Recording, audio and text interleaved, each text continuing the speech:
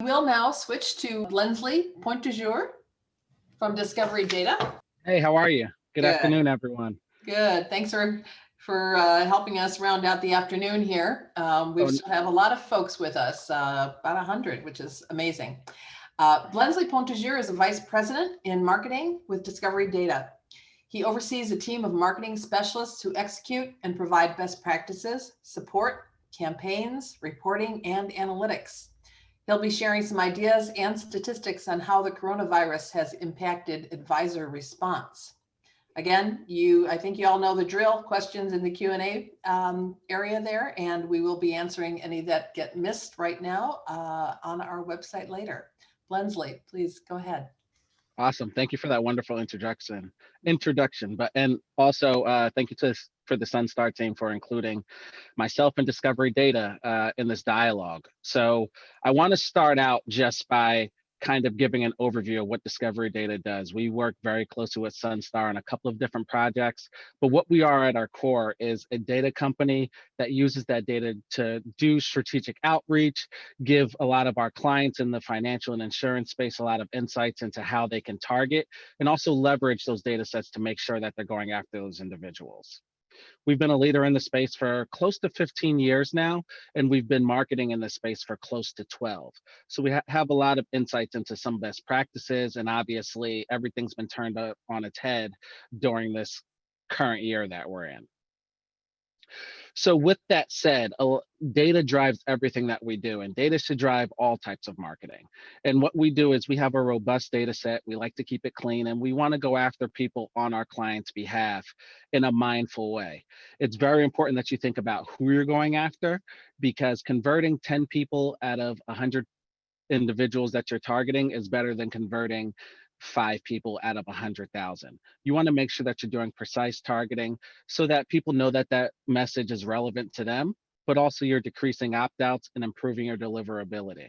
I won't bore this group with how all of those things affect how your email campaigns or any marketing campaigns that you have going out will decrease if you're not being targeted and you're not trying to be precise with who you're going after, but it's a very important thing to think about. So when you're actually looking at your data, you want to keep that top of mind. With that said, your data, how is it housed? You have your email marketing platform, you might have your social media platform, or even a display ad platform. All of those things you want to make sure that they're talking to each other. So you want to make sure that your website, your CRM, and all these other platforms that you might have prospecting data or client data housed in are talking to each other. And what that allows you to do is really keep it mindful with the way that you're targeting these individuals based off of their engagement. And here are just a couple of fun facts that we do internally when we do this marketing and how much data we have on our side, so that we can make sure not only are we being mindful on our clients' behalf, but we're being mindful for our clients on our recipients' behalf. Some of the other things that we like to cover with precise targeting is making sure that you have enough data on all these individuals. Have it at the firm level, the team level, and then also at the individual level. Because depending upon what your marketing outreach entails, you might want to go after the whole firm, or it might be relevant only to particular individuals at that firm. So it's important that you stay mindful of that as you're targeting all these individuals with your marketing outreach, regardless of that channel. Speaking of channels, us here at Discovery Data, we always like to approach things with an omni-channel approach. Obviously, email is one of the best channels to go after, especially during this time. We're all home, we're reading more emails, but we're also getting a lot more emails. So that just goes back to the precise targeting. But with all of that said, you want to meet people where they are. So email is one place where everyone is living right now, but you could also reach some people with targeted ads. Telemarketing, which is, making that phone call or hiring a call center to do those outbound calls. And then from a content creation standpoint, now more than ever, you want to have rich content. People are sitting home, they're reading stuff online, they have more working hours throughout the day. So over webcast, podcast, webinars, your PR, what news outlets are you using? All those things, you want to be even more mindful of it, because people are taking more time to read through all of that content as you're reaching out to them. Now, some people always ask me, What's the use of omnichannel? Why do I want to do omnichannel? A lot of times when you look at your data set and you're doing email, let's say you've done email for 3 years, 5 years, you're going to drive opt-outs. No matter where you go, or if you use an agency, if you do it internally, opt-outs are going to happen. So how do you keep filling the top of the funnel to drive audiences to your website, or drive people to that webinar, drive webinar registrations? You can mix those channels. So if you kind of look at the diagram that I have on my screen now, there's a portion of people that we can email, but there's also people that we may want to call, or there's also people that we could only serve up display ads to. But the great thing about mixing all of your channels together with email is once you make that phone call, or once you show them a display ad and they land on your site and they start engaging with the form, or they attend one of your webinars, you can consider those people opted in, maybe send them another communication via email or text to ensure that they explicitly meant to opt in. But that gives you another entry point to make sure that you're engaging with all of these individuals in a mindful and respectable way. So I already kind of touched on it, but I'm going to dive a little bit deeper into it. Email. I know for all the marketing people on the phone, and even all the marketing people on the panel, I had 3 great people go before me that touched on a lot of things that kind of intertwine. They made my job a little bit easier. They warmed you guys up for me. But email is always the channel that I like to make the foundation once we actually get through the data. And with your email marketing, it's a cost-effective channel that you can go out to these individuals with, but it also allows you to get a lot of content in front of them. You're sending them that email message. You want to make sure that it's clear, it's relevant to your audience, and you're being timely with it. And with that email messaging, you can start to drip on these individuals. And you can also drive them to your website, or drive them to do a webinar registration. All of these things will allow you to give them a deep message, but without annoying them.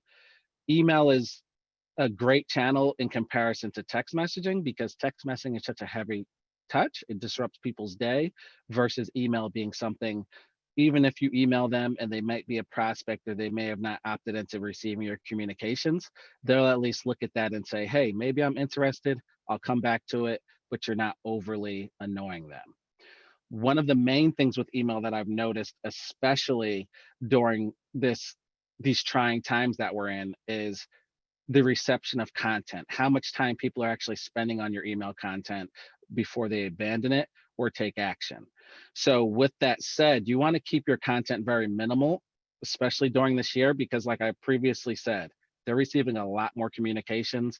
They're getting a lot more marketing sent to them, not just in the email channel, but across all other channels. So you want to make sure that you grasp them right away. So with that said, you want to make sure that you're including you have a good subject line, you get straight to the point with your content within your email, and you have a clear call to action so that they can take action should they see it fit. Obviously, with every marketing channel, you want to have some best practices. The ones I want to focus on are for email right now. Us here at Discovery Data, we send tons of emails out in addition to all of our other channels. And how does that actually perform for us? These are the actual numbers that I want to share with you from 2019. Over the course of that year, we've sent out over 170 million emails. With that, we had a delivery rate of 91%, open rate of 7%, and a click-through of 3%. This is what we did with servicing close to 200 clients. And how are we able to maintain all of these rates? We do a lot of A/B testing. We always include personalization, which is something that you should definitely do.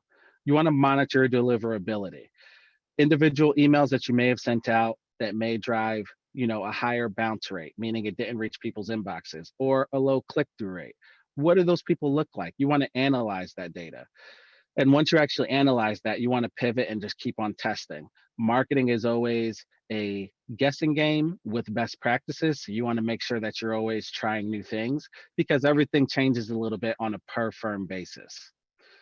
All the emails that you want to send out, you want to make sure that you include your branding and make sure that's clear front and center, regardless if it's just your logo or your slogan or a short mission statement at the top of the email. You want to make sure that you're driving that brand awareness with every communication that you send out to anyone that you're engaging with. And then the last part that I'll touch on, and I kind of touched on this with deliverability, reporting.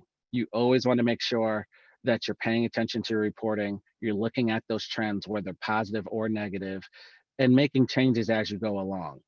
Like I said, once you actually start your email marketing, or if you've already been doing email marketing, you really want to dive into those details to make sure that you understand how people are engaging with your content individually. The next channel that I want to touch on very briefly is targeted ads. One of the great things about targeted ads is that it works it works complementary to email and some of your other marketing channels. Same thing as email, it's a light touch. So it's people ending up on these individual websites, regardless if you're doing it very targeted or if you're just going through, the Googles, the Facebooks, and the Bings. You want to make sure that those targeted ads really follow the brand awareness of your website and your email. So you have that full holistic view. A lot of times when you start your marketing, you're going to get some engagement with that first email or get some engagement with that first targeted ad. But the number one thing is that you want to build brand awareness as you go along. So regardless of what that channel is, you want to make sure that you have consistent branding across all of those channels. And targeted ads is a great way to meet people where they are while they're surfing the web, whether they're on a financial site, if they're checking their social media in the middle of the day, or if they're just simply looking for a new home. You'll be able to meet those people where they are, depending upon what they're doing. Another channel that I want to briefly touch on is telemarketing and telerecruiting. That's picking up the phone, having that conversation with individuals. I'm not saying you as an individual should be doing it, but if you have a team of people, or if you have a firm that you could go out and hire to support you with this.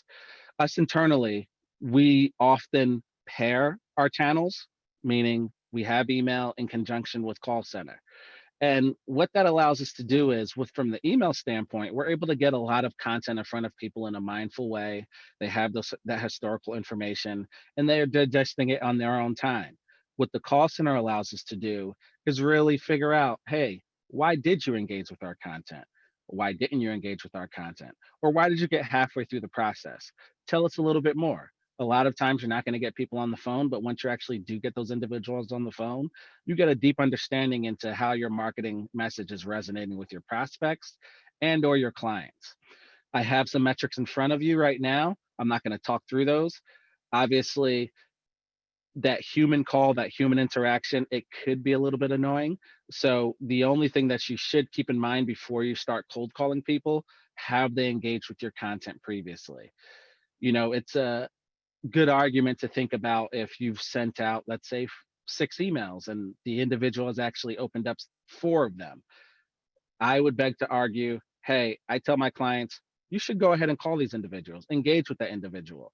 Because a lot of times what you need to be mindful of, especially when it comes to the digital marketing and things that happen online, are what's their firms allowing them to do? Are they on their company computer and they're not allowed to go to particular websites? Or if they receive one of your emails and they click through, can they actually see video on their company's computer? So you never necessarily know. So you want to always go back and look at all that information. And if you can, bring in a call center to further qualify those individuals, it can never hurt. The next thing I want to cover here, and I'm going to talk about webcasts, podcasts, and webinars, but it gets a little bit deeper, right? So right now, we've all said, I think everyone that presented today, we're in a new norm. Everyone's working from home. Although some people are going to their office, everyone's not in their office and they're not able to go to those in-person meetings or dinners or to conferences and all those things. So how do you get some long-form content in front of these individuals? How can you actually engage with them? And webcasts, podcasts, and webinars are a great way to engage with these individuals. A lot of people are spending a lot more time listening to podcasts because it's an easy way of entry. I listen to podcasts when I go on my morning runs. I watch webinars at the end of my workday. If anyone has anything interesting from a marketing or the financial industry standpoint.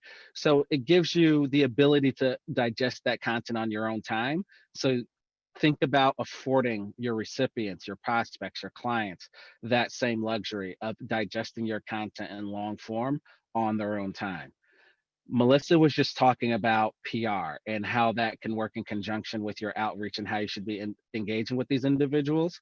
I feel like that's a natural extension of what these are. Obviously, PR gets you to a lot more channels, but all of these are content creation mechanisms that allow you to really engage with these individuals on a holistic view on their own time. So I want to stop there. I moved through this kind of quickly. That was a kind of amazing, but um, overall, when you think about your marketing and you think about how you want to reach out to individuals, just be mindful that they're home just like the rest of us. You want to think about those channels that you're going after, and you want to make sure that you're being mindful of how people are engaging with your content, regardless if they opt out of email. You might be able to meet them somewhere else, whether it's in social media, which I think Bruce touched on a little bit earlier, or you might be able to reach out to them via some PR or some site content. Just because they opt out of one channel doesn't mean it's an end all be all. You don't know what their circumstances are, so just be a little bit mindful of that. And don't stop your marketing. That's the last thing that I'll say. I mentioned that we service tons of clients month in and month out. And especially when the world started changing in February and March, everyone was kind of asking, should we put a hold on this? Should we move forward with this? What do these things look like for us? What we noticed is when marketing continued for the clients that we were able to encourage to continue their marketing, stay top of mind, keep that brand awareness going, they saw more uptake once people started engaging with things around that May timeframe. They really saw an uptake because people were actually engaging with their content and reading through their content and really digesting it. And when they were ready, they converted much quicker than they did in 2019. So I am going to stop there. I'm going to go ahead and pull up some questions if we have any. Okay, so I'm going to start from the most recent question. Who should we email and how often? I always say you want to think about what your offering is. If you're looking to recruit and it's a time-sensitive recruitment time frame, so if you're trying to fill some staff by the end of Q4, you want to start engaging with these individuals on a weekly basis. I often, from a recruiting standpoint, we roughly send between 2 and 4 emails on a monthly basis, depending upon who they're trying to recruit, whether it's advisors or trying to get people to move from a wirehouse to an independent. So I would say, look at your data, see who those individuals are, but at minimum on a monthly basis, you want to be communicating at least twice. The next question that I see is, how can I tell if our digital marketing is working? So with that, digital marketing is kind of a broad scope. So if you're thinking about targeted ads, if you're going through Google, you can tell by conversions. You should be able to go into your Google Analytics dashboard and check those user sessions and see how long those user sessions are happening.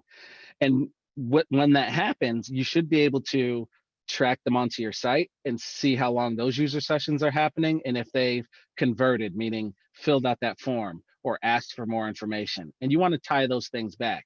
And if what you're spending on your Google ads is less than what 2 conversions happened over a particular period of time, that's how you know it's actually working. Next question, how do we implement a digital ad campaign? Where do we start? So there's an array of things that you can do to start a digital marketing campaign. If you have internal resources like a marketing team or 1 or 2 marketing people, they should be able to get that started for you through, I always like to start it with Google, but you also, and Bruce touched on it very nicely, the LinkedIn. You want to live there. You're talking to professionals. You're trying to convert these professionals. LinkedIn is a great place. Google is a great place. Facebook ads are a great place from what I've seen from what we've been doing, especially this year for a lot of our clients. If you don't feel comfortable and you don't have an internal marketing team, I know these great folks at SunStar have some digital resources that they can recommend to you or support you with, or you can go to an outside agency, but I'm going for SunStar because we've worked with them before and they've done great work. Next question, should we conduct additional outreach to those who show interest through a call to action on my email? I would say absolutely. I think Melissa touched on it during the previous presentation, where you want to retarget people. If they land on your page and they click through on an email, you want to have that automated step in place to make sure if they've clicked on your email but didn't fill out a form, you're retargeting them within a day or two, maybe even 3 days.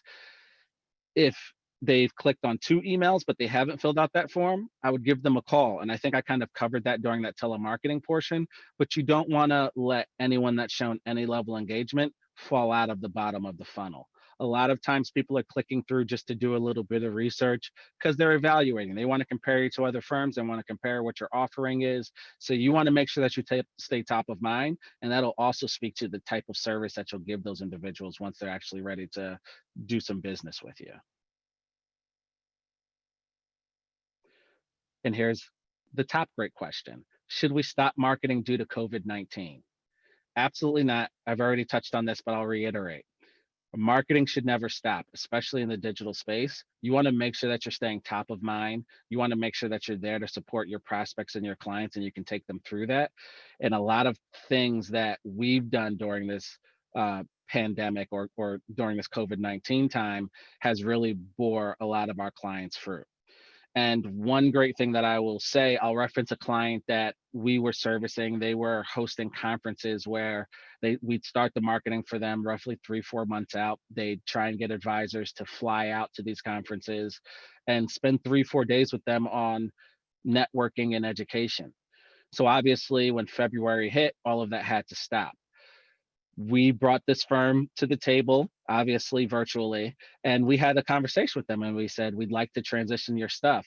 So what we actually did was what SunStar quickly did with this event was we took it digital, we brought it online, and they actually saw no hiccup in engagement and onboarding of individuals. And it was all through the web, through webinars.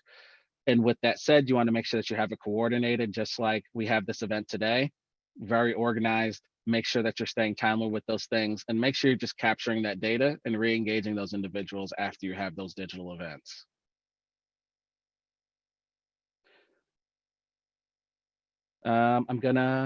We have some time, so I'm gonna answer a few more questions.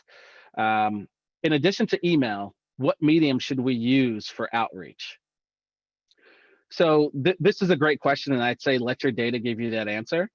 If you have, let's say, 100 people in your data warehouse or in your CR, or 100 contacts, let's just use simple terms, and you've been sending out emails to them, and you may have driven, let's say, 20 opt-outs. That's 20% of your target audience. Who are those 20 individuals? Are they advisors that are between the age of 25 and 30? If that is true, I would say think about digital marketing. Meet them on the web, regardless of their lifestyle or anything. That age group is living on the web. If you have advisors that are, let's say, 60 and up, my parents are 60 and up, they use digital marketing like anybody else, but they're still attached to that mail that they're getting in the mailbox. I have a lot of clients that we pair email with actual physical direct mail, and it bears a lot of fruit. Now, with that said, should you want to go down that direct mail you want to make sure that you're tracking. With every direct mail piece that we send out, we have digital tracking codes and QR codes on that direct mail piece, so we can show our clients ROI on that actual spend. Because although email is the most cost effective, direct mail is a bit more expensive. So you want to make sure that you're tracking the ROI on direct mail much more than you are tracking it with email. One more question. Can you give any stats on emails with images versus not, text heavy versus brief? I can. I'll put that together for you. If you can share your information with anyone on the SunStar team, I'll make sure I coordinate with them and give you some deep information about that. It's tailored towards audience, but right now I can tell you, you want to have images and text in your email, but that ratio of text to image should be 70-30. Last year we were doing 60-40. And then text heavy versus brief, you never want to go too text heavy in an email. You want to give them the tagline, you want to draw their attention and have them spend that time on your website. What does that do? That allows you to really put more information in front of them, allows them to dig deeper into who you are as an organization and a firm, and really choose how they're going to reach out to you. Are they going to fill out that form? Are they going to spend more time on your website over the coming weeks and then fill out that form? So my recommendation for all of my clients that we service is you want to do short form, get straight to the point via email, but take them deeper once they're on that website. And taking them deeper could be videos, white papers, thought leadership content, any of those things that myself and the rest of the panelists kind of touched on during today's conference. All those things can hold true to that. Blensley, did you have more questions? I had one more that I see here. All right. One more. So the last one I see here is, what are your thoughts on email that look like they came from marketing systems versus those that are formatted like a personal email? Which are more effective? I'd say both of them have their place in the world of marketing. If you're prospecting, you're going after individuals that have never heard from you or have not raised their hand, those you want to send from your organization. And the most important thing is you want to make sure that they don't feel like they're being spammed or taken for a ride, and they're able to get that brand awareness once they receive that. Once you actually have established that brand awareness, someone has filled out a form. And if you have, local individuals that will be making that one-to-one connection, once someone's raised their hand, you can convert to those personal emails, that one-to-one, and it's branded towards that individual in that area. And that's the way that I would convert between the two. But overall, if you had to choose between the two, I always like to go with company branding. The company will be there much longer than any individual there. Great, Blensley, thank you so much. We really appreciate all of your comments.